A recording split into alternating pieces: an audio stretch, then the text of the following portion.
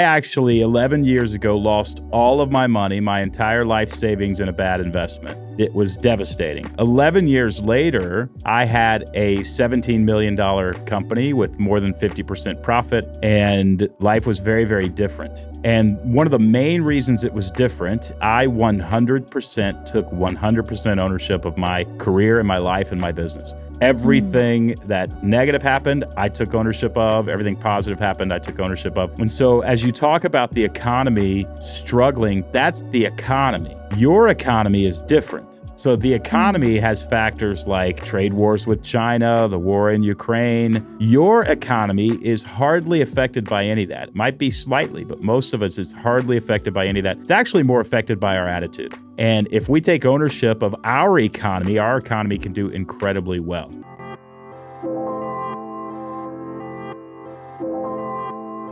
Hey, Donald, welcome back to Young and Profiting Podcast.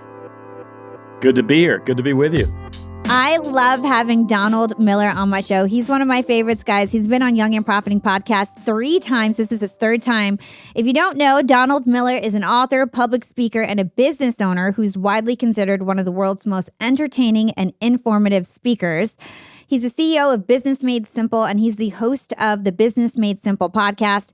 He's also the author of several popular books, including the Wall Street Journal bestseller, Building a Storybrand. And his most recent book, How to Grow Your Small Business, was just released earlier this month. Donald was on Yap for episode number 120, and he gave us the 411 on storytelling, as well as episode number 153, which was about how to be the hero of your own life.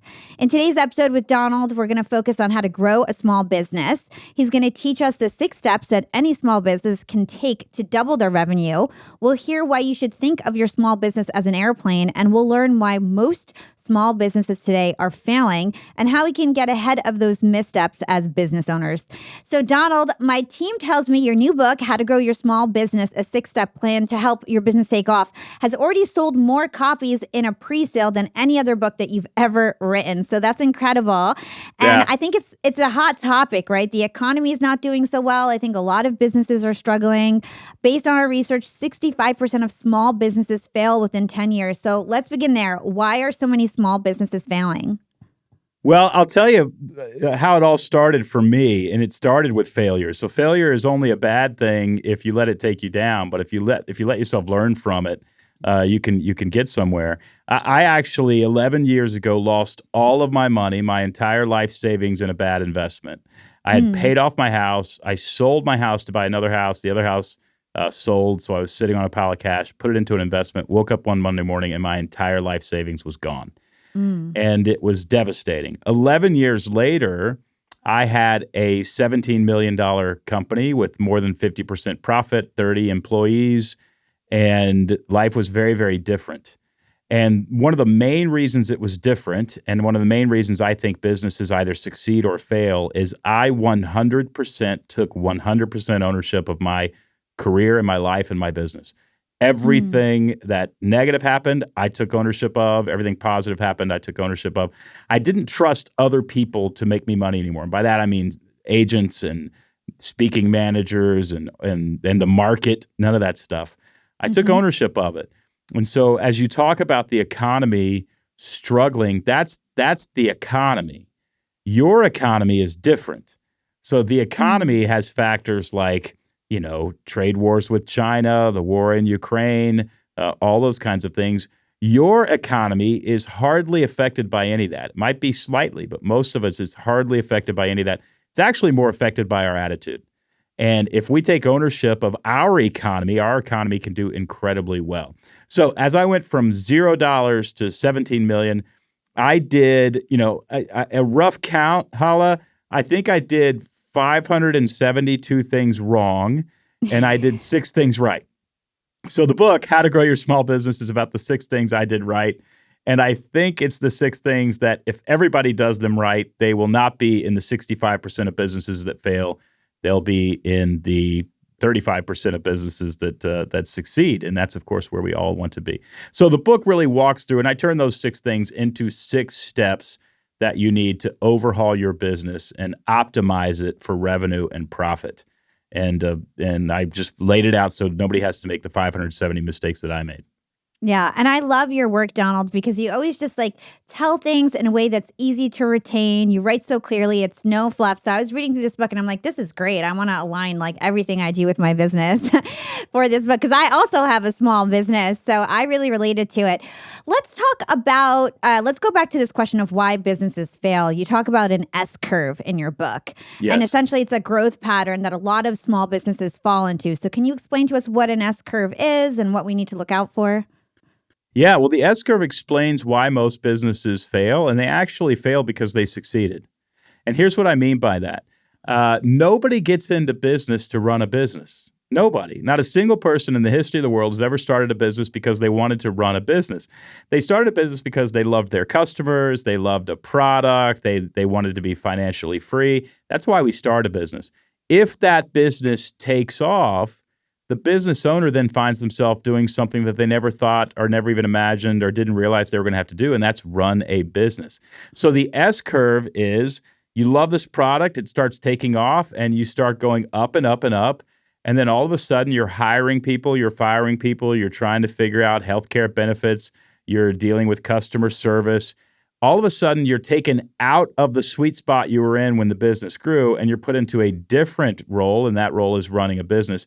And almost none of us have any education. Even if you got a master's degree in business, you don't know how to run a business. Most master's programs train you to be chairman of the federal treasury. They don't train you to run a business. And so we don't know what we're doing. And because we don't know what we're doing, customers realize it. Our products, aren't as the quality's not as good as it used to be. The relationships we used to have with customers are now strained because we turned those over to account executives. We ended up falling on hard times a little bit, so we ended up giving 90-day terms to a customer in order to get bigger profits. Then we ran into a cash flow issue, and you know what happens after that. You just you bomb. So that's the down part of the S curve. Now, that's where those 65% of businesses, that's where they crash when they hit the ground. The rest of us, though, we do something. We figure out how to run a business. We figure out how to install the systems and processes that are necessary in order for a business to not hit the ground, but actually come back up and start climbing again. Those are the 35% of businesses that actually make it and go on to make millions and millions of dollars. So those systems and processes are what this book is about. It's the 6 systems and processes that you need to install in your business in order to avoid crashing your business. It will teach you how to run a business so that it is a predictable, dependable revenue machine. I love that explanation. Thank you so much for covering that.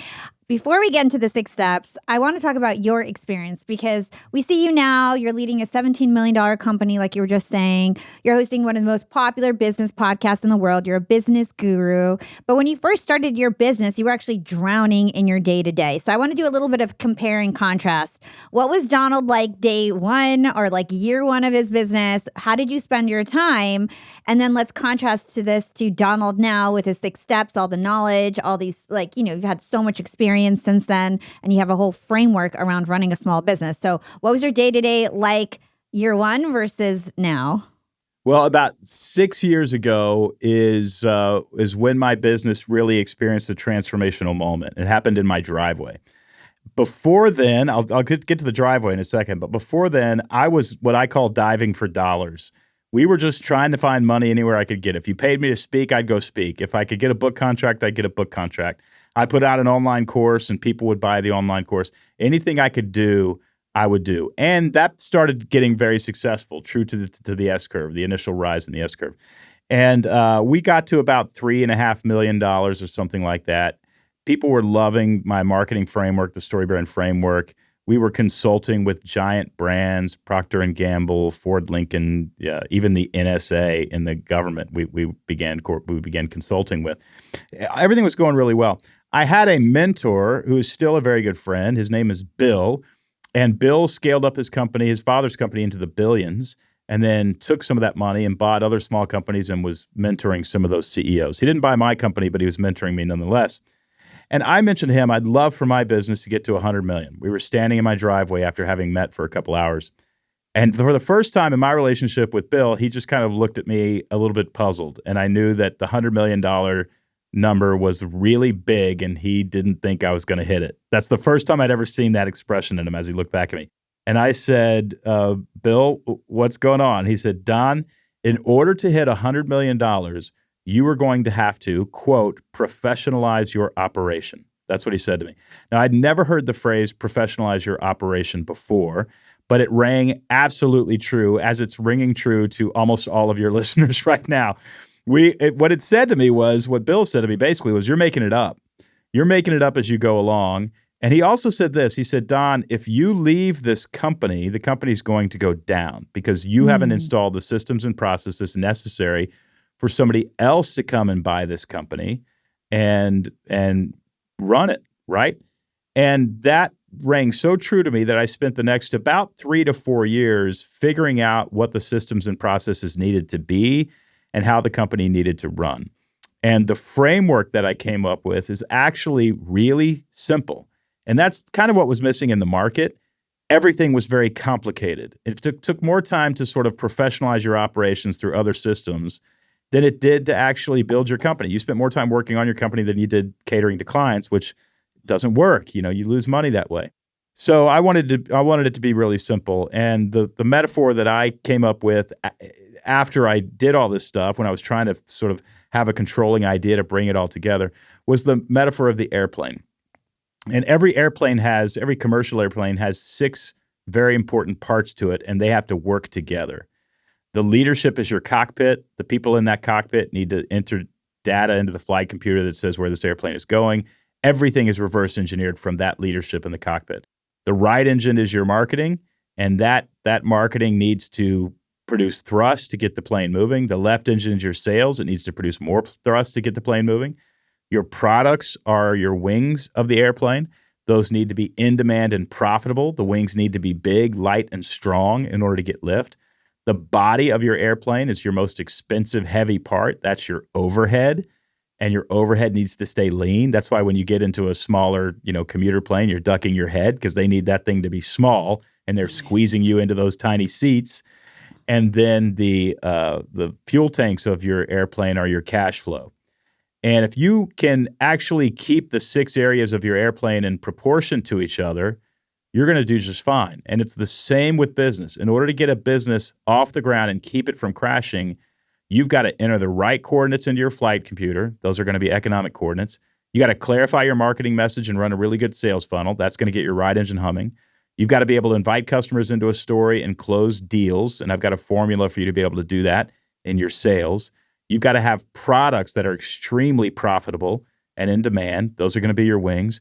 You've got to manage your team so it's lean, efficient, and productive, which is an incredibly hard thing to do. That keeps your body of the airplane small. And you've got to get very clear optics on your cash flow so you never run out of cash or get surprised by a tax bill or can't make payroll. If you can do those 6 things, your business is going to do just fine. What's up, Yap Fam? I am live at the Expo floor and Podcast Evolutions in Las Vegas. And I want to tell you about electrolytes today. If you guys are suffering from headache, fatigue, or weakness, it could be that you have an electrolyte deficiency. If you intermittent fast, have a low-carb diet, or just exercise a lot, you need your electrolytes. And that's why I want to talk to you about Element today. Element is like the new school sports drink. It's not like the old stuff that we used to drink when we were kids. There's no gluten, no sugar, no artificial anything in this. It's all the good stuff. You need Element for ultimate hydration. In fact, I was talking about Element and shooting this commercial live on the floor, and I met a new friend. Her name is Haley, and she loves the watermelon salt version of Element, and she's been using it for years. So I'd love to bring Haley over to tell you a little bit more about Element and what she loves about it. Okay, Hi, Haley. Element fans. Hi. What do you love about Element? Oh my gosh, so many things. For starters, I love the flavor. I love the way it makes me feel. I love how much of a better performer I am, whether it's work or being an athlete or whatever, whether I'm walking into the sauna and I'm hydrated and prepared to sweat all the bad stuff out. All the things. Amazing. And we're in Las Vegas, and we've been partying because we're at these podcast conferences. It's work during the day, but we're partying it up at night. We were at the iHeart party yesterday, and Element just cures our hangovers. And it even comes in these awesome to-go packs. So if you're out traveling, if you're going on vacation, if you know you're going to be drinking a lot, take Element and it will cure your hangover. Yes, seriously. Like actually, like I'm a real fan. Element is the truth. So many people love it. If you guys want to get a free sample pack of Element with any of your orders, go to drinklmnt.com/yap. Again, that's drinkelement.com/yap. drinklmnt.com/yap. Thanks, guys. And thanks, Haley. Bye. Bye. Holly, you've interacted with as many business owners as I have. I'm sure there's times when you've walked into a business and, they have a really nice facility and they're handing you all sorts of swag. And 20 minutes into visiting their business, you have no idea what they do because they can't state it clearly. And you're asking yourself, how in the world are these people making money? And you realize they're not making money. They're actually just living off private equity or venture capital money. And all they're doing is living off somebody else's dollars. And this plane is going down, right? It looks successful, but it isn't successful. I have zero interest in helping anybody listening to the sound of my voice look successful. I have no interest in that. I have enormous interest in you opening up your bank account and seeing a ton of money. That's what I'm interested in. And so these are the basics of how to actually run a successful business without lying to ourselves. This is how it has to be done. Yeah. And so back to my original question, I guess when you first started your business, before you had this 6-step framework, the business really revolved around you. That's why you were drowning every day. Too much. Right. So what's the problem when you can't actually be pulled out of your own business and the business revolves too much around the owner? Well, the problem is your business isn't worth anything. If somebody comes to buy your business, one of the first questions they ask is what happens when you leave? What somebody wants to see, if you want to value your business at 4, 5, 6, 7, 8x EBITDA, is they want to know that you can go to Turks and Caicos and lay on a beach for 2 months and never answer your phone and the business gets stronger. That's what they want to know. So the problem in my life at that time was this business depended completely and totally on me. I was the guy who was actually necessary for this business to go and grow. Today, we have close to 800 certified facilitators, coaches, and guides who go out and teach these frameworks. Now, if I left, we would need a new host for our podcast. And that's about it, right?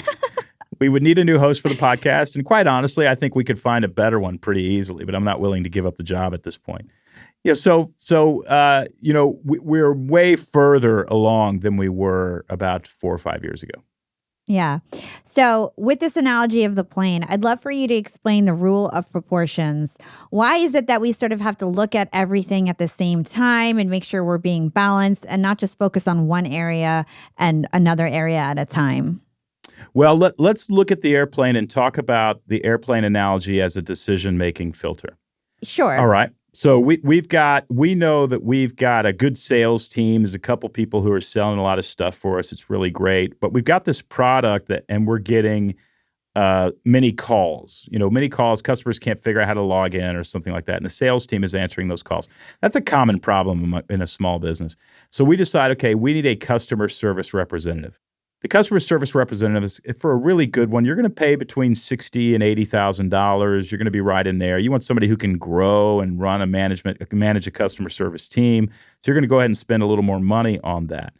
That money, you've got to say, okay, is that money going to the right engine, the left engine? Is that money going to the wings? Or is that money going to the body of the airplane? Now, a normal customer service, they're going to save you some sales. They're certainly going to save you some negative chatter, but it's pretty hard to put that money on the wings or the right engine, the left engine. So what we're going to do is we're going to say, well, we're going to pay you a base salary of $50,000, but we're going to give you some incentives. For every retainer purchase, that is a subscription service that sticks around, who we know calls you and talks to you or emails you or chats you, we're going to give you 10% of that. And we think you can save X number of sales a year, which is going to get you to between $65,000 and $85,000. What did we just do? We just put a big chunk of that person's salary out of the body of the airplane and out onto the right and left engine. And we can spend a lot more money on the right and left engine than we can on the body of the airplane. Whenever you go into a business and they've got this great facility with really beautiful furniture and all sorts of great swag. Everything that I just mentioned is the body of the airplane. And what you're looking at, and you can see it within about 10 minutes of a conversation with the business owner.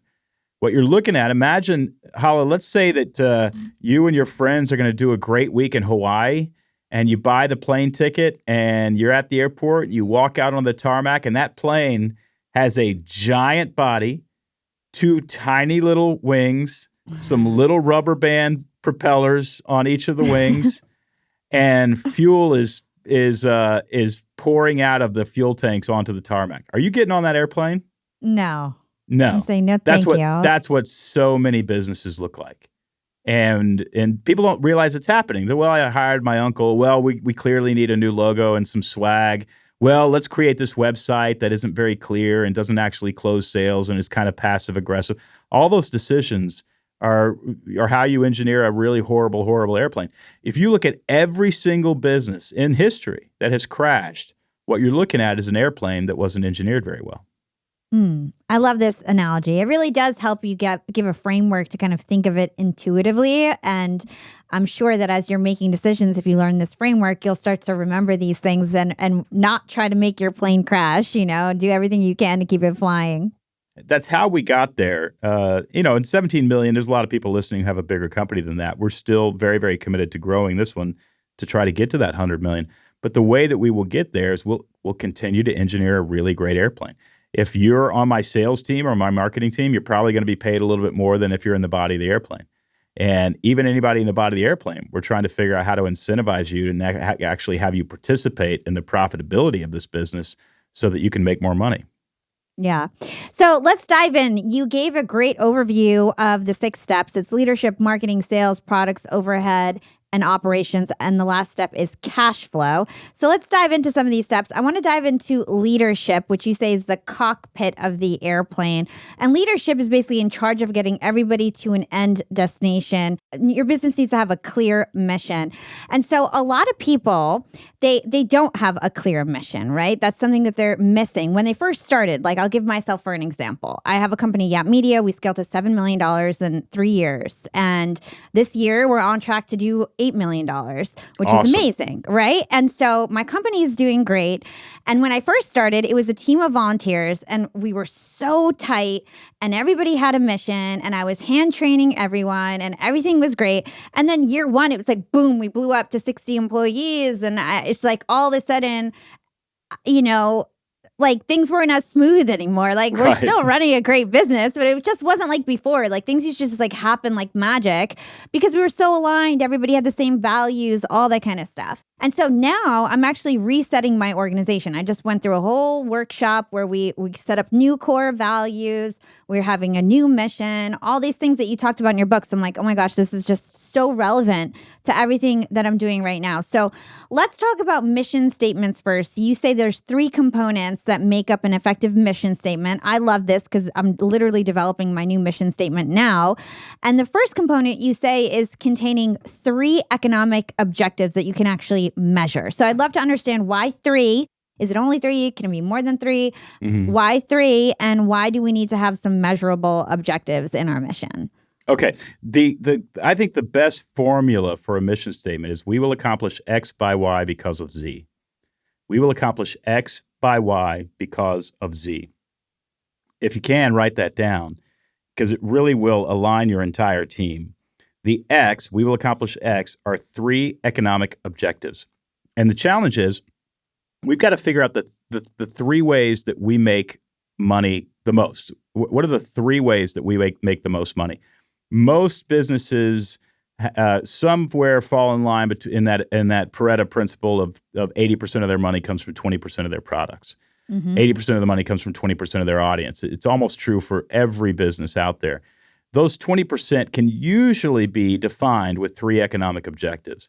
Now, I only give you 3, not because you only have 3 or because I only want you to have 3.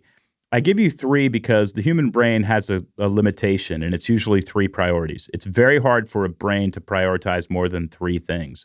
It can do 4, it cannot do 5. So 3 is very important, not because any other reason other than your brain's just not going to focus on any more than 3 things. So you want to figure out what are the top 3 ways you make money. Then you want to have numeric goals. So when I say we will accomplish, here's our actual mission statement at Business Made Simple. We will have 500 certified coaches, 900 certified marketing guides, and 18,000 people inside of our online platform. That's it. By January 1 of 2024, because every small business owner deserves an education in growing their business, right? So here's what's really cool about the 3 economic objectives. The second we stated and wrote in our mission statement the 3 economic objectives, we had a filter. It was the next day we were in a meeting and we were about 5 minutes into talking about an initiative when somebody raised their hand and said, hey guys, this doesn't have anything to do with our 3 economic objectives. Do we still want to do it? And everybody in the room just went, actually, no, we're wasting our time. Because those are the 3 ways that we make the most money. We're talking about something that's actually not going to make us much money at all. We just had a customer bring it up and we're trying to answer the customer question. We need to just answer the customer's question saying, we've decided not to do that, right? So you get a filter. That alone will cause a massive sort of forward thrust in your organization because now everybody in the organization is trying to support 3 things. Then the why, we will accomplish X by Y because of Z. The why is actually your deadline. I recommend setting a 2-year deadline. You can go 3 years. Anything beyond 3 years is not going to motivate anybody. So we set our goal over a year ago, and now we're about, 10 months away from hitting it, and we're on track to hit it. So what a deadline does inside of a mission statement creates a sense of urgency. You say, Don, mission statements don't have deadlines. You're right. Most large corporations don't put deadlines in mission statements because those corporations have mission statements written by lawyers on behalf of shareholders. You don't have a team of lawyers and you don't have shareholders. You have the luxury, and it is a crazy luxury that you should take advantage of writing a new mission statement every 2 or 3 years. And usually in your mission statement, all you're going to do is adjust X and Y, and that's really it. If you don't like it as a mission statement, just call it a goal statement and let these 2 statements be parallel to each other. Finally, the Z. We will accomplish X by Y because of Z. Z is the why. It's the reason that you're in business, and it's usually customer-centric. We are doing this. We're going to accomplish these 3 things by January of 2024 because, and then you want to state the problem that your customer has and how you're going to solve it. That mission statement aligns your team, and first of all, it's memorable. Every single member of my team knows that mission statement, where most people write a mission statement and nobody remembers their mission statement. Right? Even the person who wrote it can't remember it. If you've forgotten the mission statement, you've forgotten the mission. So that mission statement is really, really key. And it's the first part of your leadership. Those would be the economic coordinates that you're entering into the flight computer. Yeah. I really like this framework because I think giving some measurable things that people can align to, it helps people understand their progress. Like, guys, we are way off our target and we have only this amount of time to get there and we better hustle and step on the gas. So I feel like it gives people a measuring stick in terms of how they're doing towards the mission. Where usually, like you said, missions are usually like vague and fluffy. They're just sort of like directional. This is like very specific, which I think anything more specific is going to get people closer to an actual goal. That's right. And then you align your team around those objectives and people know whether or not they are winning or losing. When you actually state 3 economic objectives, your whole team knows in real time whether or not you're hitting them, whether you're behind them, whether you're ahead of them. And by the way, if you're behind them, it bothers everybody, which is exactly what you want, right? You want this bothering everybody. So they're going to come to you and say, hey, can we either adjust the economic objectives or what's our plan to fix them? Or if you didn't have economic objectives, nobody would even know that there's anything wrong with the business. And you wouldn't have the instrument data, on your dashboard to be able to know that you're actually flying upside down and heading straight toward the ground. So those 3 economic objectives are, you're not always doing well with them. But if you're not doing well, they still serve you because you're not doing well and you're not confused. Yeah.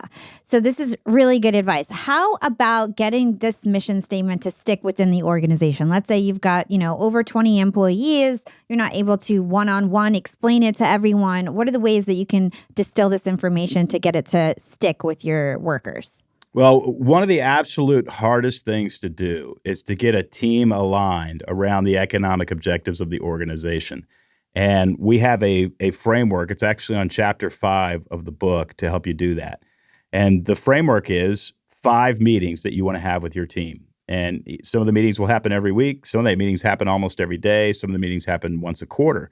But those 5 meetings are the all-staff meeting, the department stand-up, the personal priority stand-up, the quarterly performance review, and then you will have an occasional revenue meeting also.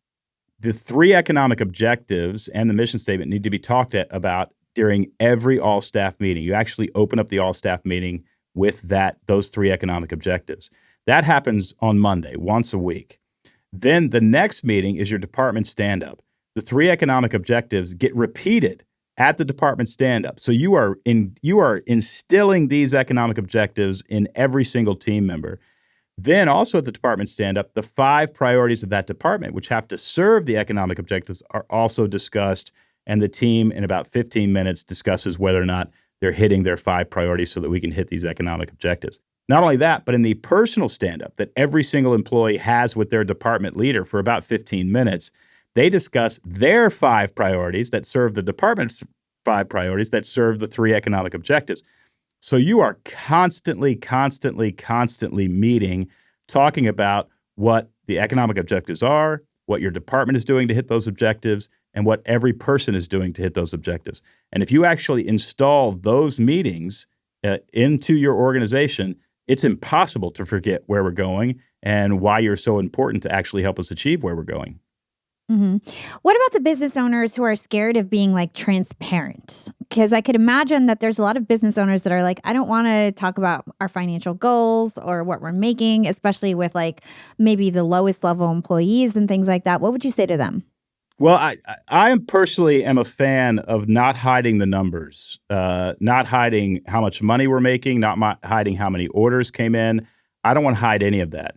The reason that small business owners don't like exposing the numbers to their team members is because it exposes the fact that the company is making millions and the team member's making $40,000, right? And all they see is that disparity.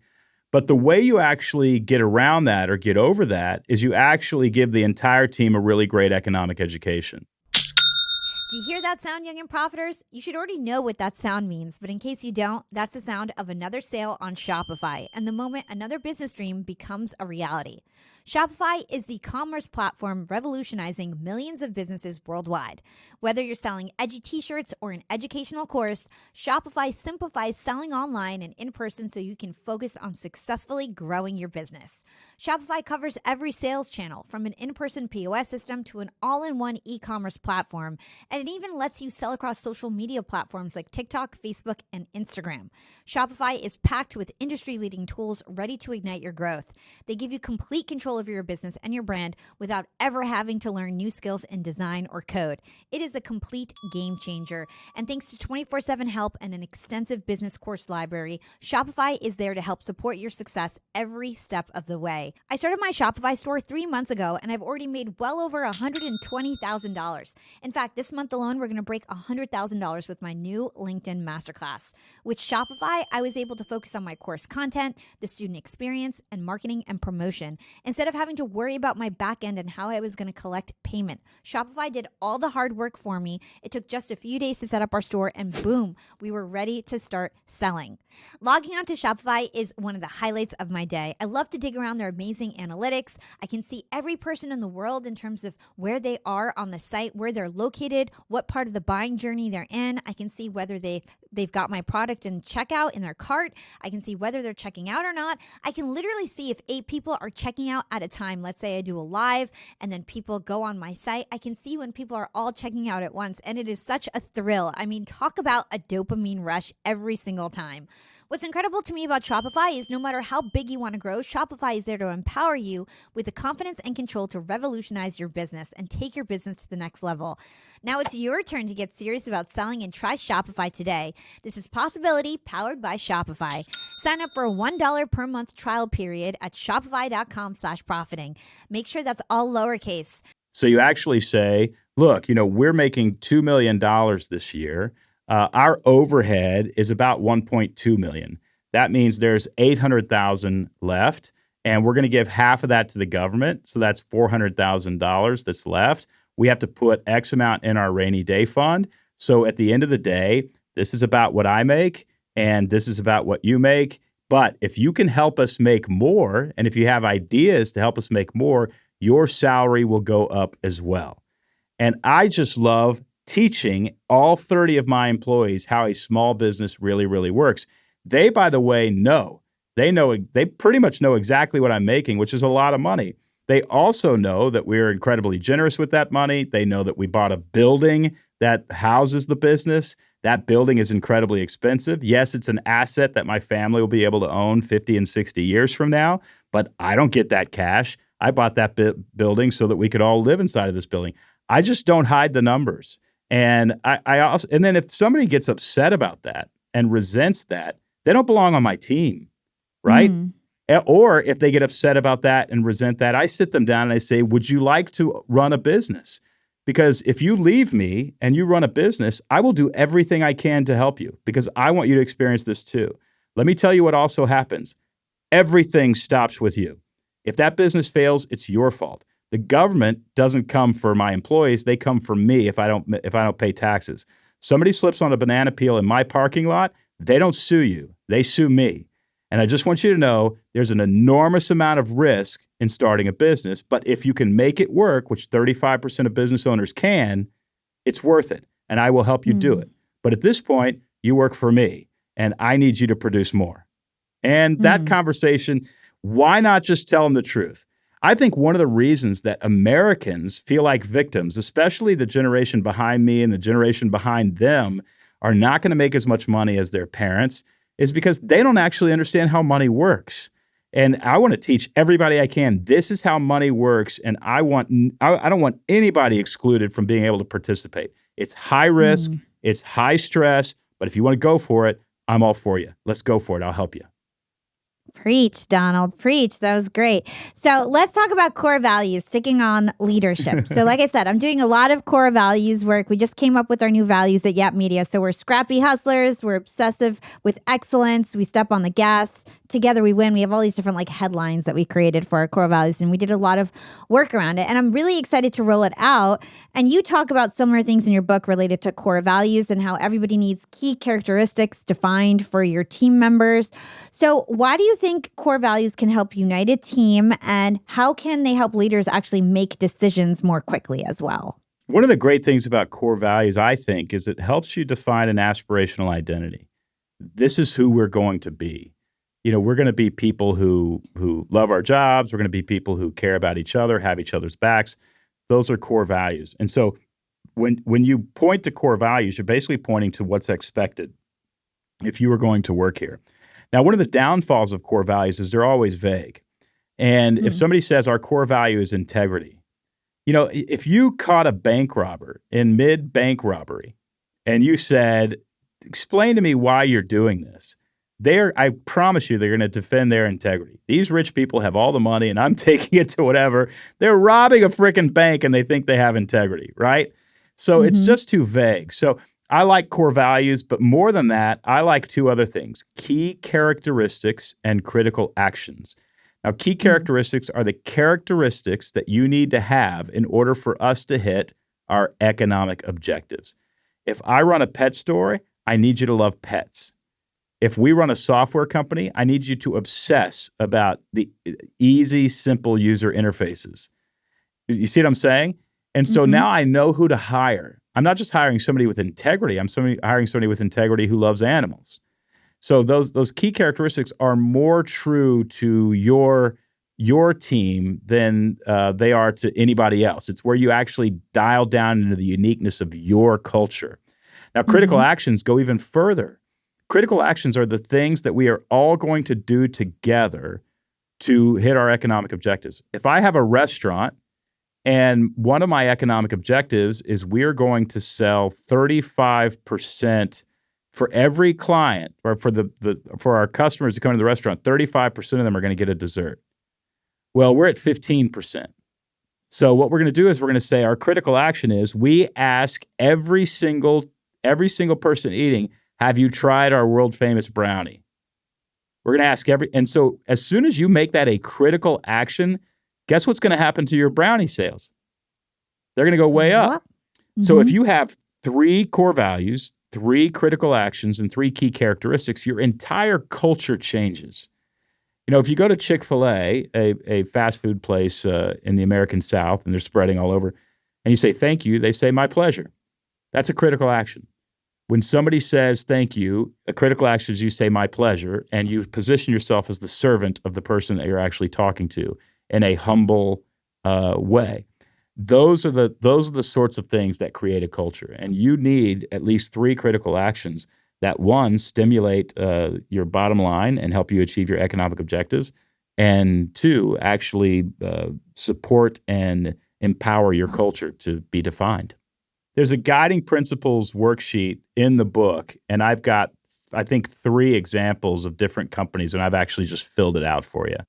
So if you grab How to Grow Your Small Business, I'll show you 3 core values. Not only that, there's a digital tool that's associated with the book called the Small Business Flight Plan, and there's a guiding principles worksheet inside of the Small Business Flight Plan that'll help you define your 3 economic objectives inside of your mission statement. It'll help you write your mission statement, your core values, critical actions, and key characteristics. Cool. All right. Awesome. So on the topic of leadership, then we're going to move on. Let's talk about sales a little bit before we close. You say there's 3 kinds of leaders that you normally find at the top of successful small businesses: the artist, the operator, and the entrepreneur. I thought this was fun because I have 3 main executives on my team, and I thought we each fit in those buckets, and I thought that was exciting. So tell us what those mean. Yeah. Yeah. Well, inside your cockpit, we'll get to sales in a second, but inside of your cockpit, you actually have, normally, if your business gets past 4 or 5 million, you need to have 3 people, 3 personalities, and they're very different, helping you run the team. So once your business gets past, again, 3 or 4 million, these 3 personalities are necessary in order for the business to actually grow. And this is what, if there's 3 people on your leadership team, I hope you have one of each. And one is the artist. And by artist, I'm not talking about like a poet or a painter. I'm talking about somebody who obsesses about products. They love the products. They love making them. They love supporting them. They love marketing them. They love talking to customers about them. They love improving them. The artist. My guess is, Hala, that you are an artist. I am also an artist. Now, the other personality that you need is actually the operator. The operator is not going to help you make any products. They're just not. What they're going to help you do is manage the team. They're going to help you manage the priorities and manage the people and make sure everybody's working really hard, because the artist normally doesn't like to do that. They want to obsess about the product. And then the third personality is the entrepreneur. And the entrepreneur looks at what the artist did and looks at what the team is capable of doing and says, how can this machine make more money? Period. Right? If we segment an audience and send them this sales funnel, then we can make more money with this. If we actually run a live webinar, we'll collect more leads and we'll do this. That the entrepreneur is thinking of that way. If you have an artist, an operator, and an entrepreneur on your leadership team, you are going to win. And here's what's actually very interesting. It doesn't matter if the artist, the entrepreneur, or the operator is actually the CEO. It doesn't matter. Any of those, if you look at somebody like Tim Cook, he's an operator. Somebody like Steve Jobs would be an artist. The company has done extremely well under both of those. But I guarantee you, surrounding Tim Cook are really good operators he's a good operator. Surrounding Tim Cook are really good entrepreneurs and really good artists, right? So you need those 3 personalities in the cockpit of your airplane, using the metaphor of an airplane to run your small business. You need those 3 personalities in order to really scale the company and reach its full potential. I really like that analogy. It's really cool. So the second step is about marketing. We're not going to cover that, guys. If you listen to episode 120, which I'm going to replay on this podcast before we release this episode, me and Donald cover the 7-step Storybrand framework in detail. So it'll be right on the feed for you guys. Easy to find. Episode 120 will be a Yap classic. So check that out. And we're going to move on to sales, because offline, Donald told me that, hey, Hala, we got to talk about sales. He said, I can really help your audience if we talk about sales. So you said step 3, left engine of the plane, is the sales step. And in this step, you have to make the customers a hero during the sales pitch. And so from my understanding, you actually didn't like selling when you first started your business. So why didn't you like selling? And then how did you learn how to sell more effectively? Well, I didn't like selling, and I've learned to like it because I basically stopped selling and I started inviting customers into a story, and I realized I didn't have to sell anything. All I had to do was make my offer extremely clear, and I sold a lot more of whatever it was that I was selling. The problem with sales training and sales education is you don't get adoption. Big companies pay millions and millions of dollars to bring in sales trainers, and up to 70% of their sales force will ignore it. So they're only getting 30% adoption, if that. And so I don't love the idea of sales training. What I love, though, is to teach all sorts of sales account executives, all sorts of small business owners. I love teaching them a formula to do one specific thing, and that is this: write a follow-up email to a customer that will close the deal. So let's say you spent a day with a customer. Maybe you were at a workshop and there were 5,000 people in the audience, and a bunch of them gave you your email address. Whatever it is, what you want to do is you actually want to go back to your hotel room or go back home, open up your computer, and you want to email whoever you just had a conversation with a email, and this is what the email needs to do in order to close the sale. First, start with the problem. Earlier today, we talked about how we all struggle with X, and I know that can be very painful. Start with the problem. Step 2, position your product as the solution to the problem. Nobody has to deal with this anymore because we have created X. And if you buy X, your problem will be solved. That's step 2. Step 1, define the problem. Step 2, position your product as the solution to the problem. Step 3, give them a 3-step plan to buy it. Now, 3-step plan, don't overthink it. In order for you to engage this, all you need to do is have an intake session with me where we talk about it. Second, I'll give you a custom strategy on what I think you should do. And 3, if you want to move forward, you and I can move forward. You want to remove the cognitive dissonance by giving people baby steps, okay? Then step 4 is actually to paint the negative stakes. I don't want to see you struggle with this anymore. And I know if you don't buy my product, you're going to keep struggling with it. And a month from now, a year from now, this is going to be even more painful. Let's deal with it now. So step 4 are negative stakes. Step 5 is positive stakes. However, with my product, this is the life that you're going to experience, and here's how great your life will be. And then finally, step 6, ask for the sale. I think you should buy this product today. It's the right product for you. Click here and enjoy this special offer. All right, let me just summarize it. Start with the problem, position your product as a solution, give them a 3-step plan, paint the negative stakes, paint the positive stakes, and call the customer to action. If you write that follow-up email, you will close way more sales. Not only will you close more sales, but you will have just learned how to sell. And the way you learn how to sell is you find out what the customer's problem is and you position your product as a solution. If you do it 5 times in an email, you will never have a sales conversation again that's the same. For instance, if you work at a mattress store, because we work with Tempur Sealy to train some of their salespeople, you don't want to go up and say, what brought you in today? You know what brought them in today. They're looking for a mattress. You want to go up and you say, hey, welcome into the store. Let me just ask you, what do you hate about your current mattress? If you say, what do you hate about your current mattress? They're going to say, well, it's too soft in the middle, or it's hurting my back, or it's too warm at night, and whatever. And you say, great. I've got 3 mattresses here that will solve that. Let's take a look at them because they're at different price points and they have some different things. You are a mile into the sales conversation, and when you ask, what brings you in today, you're nowhere. You're absolutely nowhere. They're going to try to avoid you, right? So that's how you sell, and it's all you need to know. It's interesting, Hala. I just spoke to 250 sales reps for a big, probably $1.4 billion company. 250 sales reps in the room, and I said, hey, raise your hand if there's a customer that hasn't made a decision yet. You've been interacting with them, but they're sitting the fence. 250 hands go up, right? That's a sales rep's job. So everybody in the room had that. I said, open your computer. We are literally going to write them an email right now.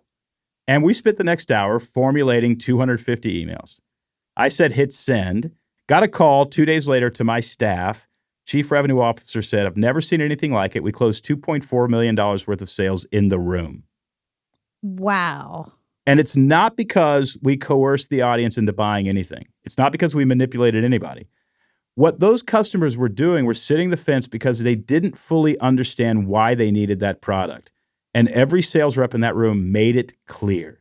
And now they tasted that success. I'm sure they've made tens of millions now because that was over a month ago. And they're starting to have very different sales conversations and sending out very different proposals and giving very different presentations. That formula works for follow-up emails, works for in-person conversations, works for keynote presentations, works for elevator pitches, works for proposals. That's the formula you want to use to close sales. This reminds me of something that Erica Dewan came on my show, and she's a workplace productivity expert. And so much of our communications are digital now. So much of what we do in our work is reading screens, reading Slack, reading email. And she says that writing clearly is the new empathy. It used to be that speaking clearly was the new empathy and listening was now it's writing clearly is the new empathy. So well, what you're saying you makes can't a lot of write. You sense. can't write, especially a response email. If you've already started a conversation with somebody, you can't write a good email without having done a very good job listening. If I said, Hala, you and I had a great conversation. Congratulations on your 8 million. I think that's incredible. I heard you when you said you have 60 employees and things have gotten more chaotic. I felt your pain. Chapter 5 of my new book will walk you through 5 meetings that will completely revolutionize your staff. And in about 3 months, you won't feel that pain anymore if you run these 5 meetings. Right? That's me listening and saying, well, here's the part of my product that would solve Hala's problem. You start doing that, you're going to sell a lot more books and a lot more leashes for dogs and a lot more, nutritional supplements or whatever it is that you sell. You're going to sell a lot more of them. Yeah. So let's talk about the language of sales a little bit. Why do we need to think in story, and how do we speak in story when we're trying to sell to potential customers? Well, story is the universal language. And when you're having any kind of conversation, whether it's getting together with a friend to catch up, or it's a sales conversation, or even if it's a conversation with your therapist, what your brain is doing the entire time is trying to organize events into the structure of story. Your brain is subconsciously figuring out who the hero is, what the problem they're up against is, how they're going to get out of that problem, what the happy ever life will look like if they do get out of that problem. So because most people are not actually very good communicators, it's very hard to figure out what the story is actually about. But if we actually lay out our communication in the form of story, the person that we're talking to doesn't have to use any mental bandwidth in order to understand what we're talking about.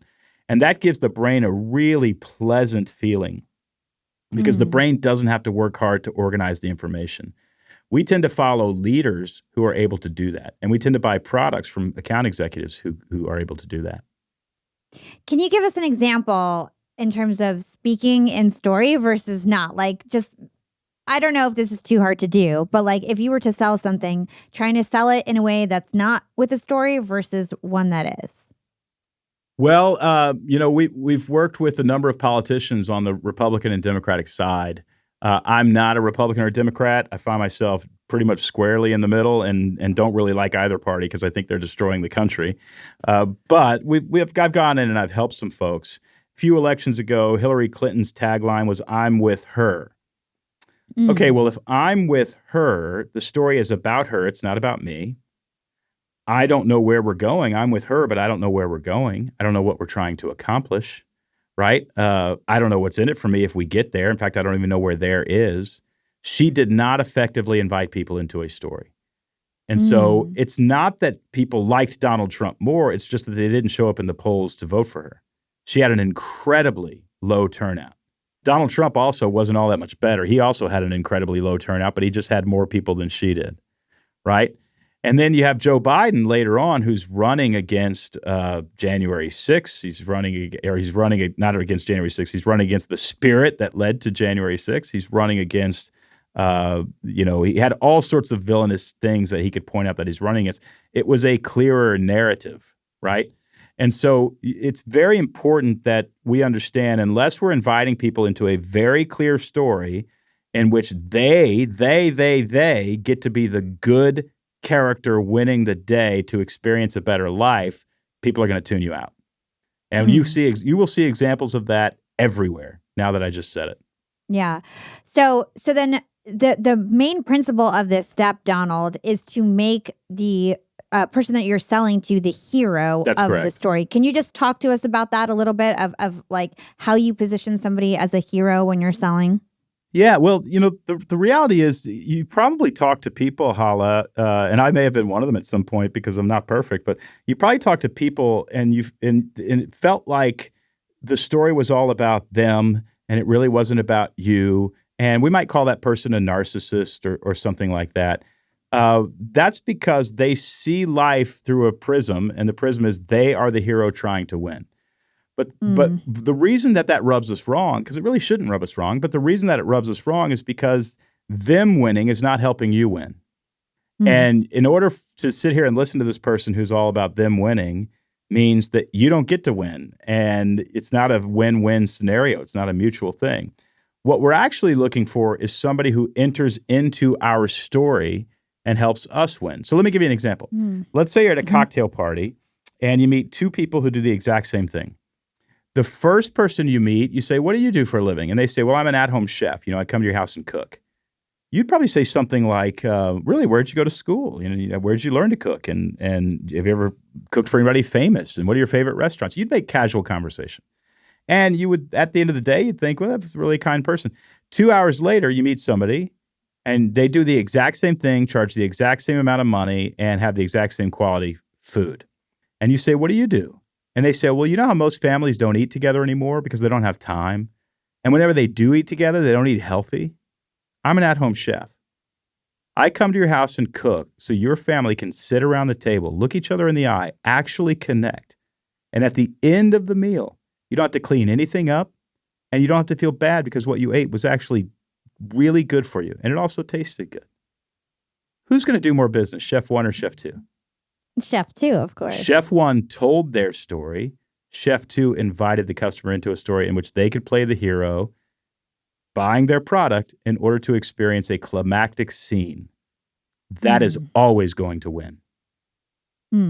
So one last question on sales, and then we're going to close this out. So something that I read in your book that I thought was really interesting, and it reminded me of something that Jay Samit taught me a long time ago.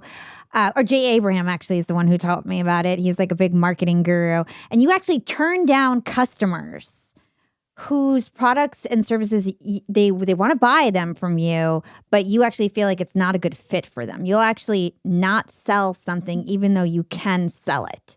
Why do you do that? I do that to protect my reputation. And also, that's the selfish reason I do it. The other reason I do it is because they're not going to get any value out of this. To bring me in for a day, we do these things called strategy sessions where I either come to you for a day or you come here to Nashville for a day. They're really expensive. And they're expensive because for me to take a day and not write a book, the opportunity cost on that is very high. So what we promise people is that, look, I will only do this if we really believe that easily, you can make a 10x return on your investment. So if you're going to pay me X amount of dollars to be here, we need to talk on the phone and make sure you can make a 10x return on your investments. That means, do you have emails, a list of emails that we can email? Is your website pretty messed up so that we can fix it in a day? Can we write some emails? Can we come up with the 3 economic objectives? We need to get a massive, massive return. Well, I've never had to write anybody a check, but I do guarantee you're going to get this 10x return, or I'm going to give you your money back. So there's two things that I do. One is if we have that call and I don't think I can make you a pretty enormous amount of money, I just say, listen, I'm not your guy. I just don't think we can do it. Sometimes the reason I don't think we can do it is because you're already doing so incredibly well, right? It's like I can't improve on what you're doing. You're doing well. Or, you haven't released the product yet, or it sounds like you've got dysfunction on your team, or, whatever. But if I look at it and go, yeah, you've got a great email list. Your website is very unclear. We're going to make a ton of money when we clean that up. We're going to write 5 emails. They're going to make you a truckload of cash. Let's go. Then we do it. And then so there's people who I say, I can't do it for you, and people who I say, look, I'm going to do it. You got an honor system here. All you got to do is call me and say, Don, we didn't make our money, and I'm writing you a check. And I'm going to write you a check for whatever you paid me. And the main reason I'm writing is I never, ever want anybody to say I lost money on Don Miller. I just don't want them saying it. So I'll give you your money back so you can never say that, right? So Yeah. and that I think that's one of the ways I've built a little bit of trust in the business community, because the bottom line is the bottom line, right? And we've got to make you money, and I'm in the business of making you money. So I think you do that to protect your reputation. And also, I just think there's plenty of money out there, and there's plenty of people who have the problem you solve. So, your job is to find the people who have the problem you solve and sell them something. And if you find somebody who does not have the problem you solve and they want to buy something from you, I think it's our responsibility to sit down and say, I don't think this is going to work for you. And I never, ever, ever want anybody to buy my product and not have it work. Yeah, it's all about integrity. And by the way, when you have clients that are unhappy, the amount of resources and drain, and it's like, and it's not, they talk, and it's just, it's a drain for everyone. But then on the other hand, if you have a perfect fit client where you solve all their problems, they're so happy, they're telling all their friends, they're referring. It's just such a more positive experience also for everybody on the team. So that's right. I really think it's a great point that you made. So Donald, thank you so much for coming on the show. It's always wonderful. Where can everybody get? Yeah, it's always such a good time. Where can everybody get How to Grow Your Small Business? Well, get it wherever you buy books. If that's on Amazon, grab it on Amazon. If that's at Barnes & Noble, grab it at Barnes & Noble. Keep your receipt. They email you a receipt. And if you just copy that number, that receipt number, and go to growyoursmallbusiness.com and enter your receipt number, we have a bunch of free bonuses that we're giving away. One of them is a Pass the Online Sales Script, where we will you can type in your sales follow-up email, and I will color code it for you so that you can see where you're talking about the problem, where you're talking about the product as the solution to the problem, where you're talking about the 3-step plan, negative, positive stakes, and call to action. You'll actually look at it in 4 color to see where you're talking about all these parts to make sure it's a perfect email that's going to close the deal. That's free when you buy the book. Just grab the book and then go to growyoursmallbusiness.com and give me your receipt. Yeah, I think this is going to be one of those classic business books. So I highly recommend that you go get it. I'm going to be digging in way deeper than I have. I've really only read it like high level. So I can't wait to really go deep on this book because I know it's going to be filled with so many gems. Donald, what is one actionable thing our young and profiters can do today to become more profiting tomorrow? Set 3 economic objectives. We talked about it at the beginning of the podcast. What are the 3 ways that you're going to make money this year? And give me numbers. We're going to sell 400 of this. We're going to sell 80 of this. We're going to sell 25 of these. Whatever it is, give me 3 economic objectives and then reverse engineer your entire strategy to hit those.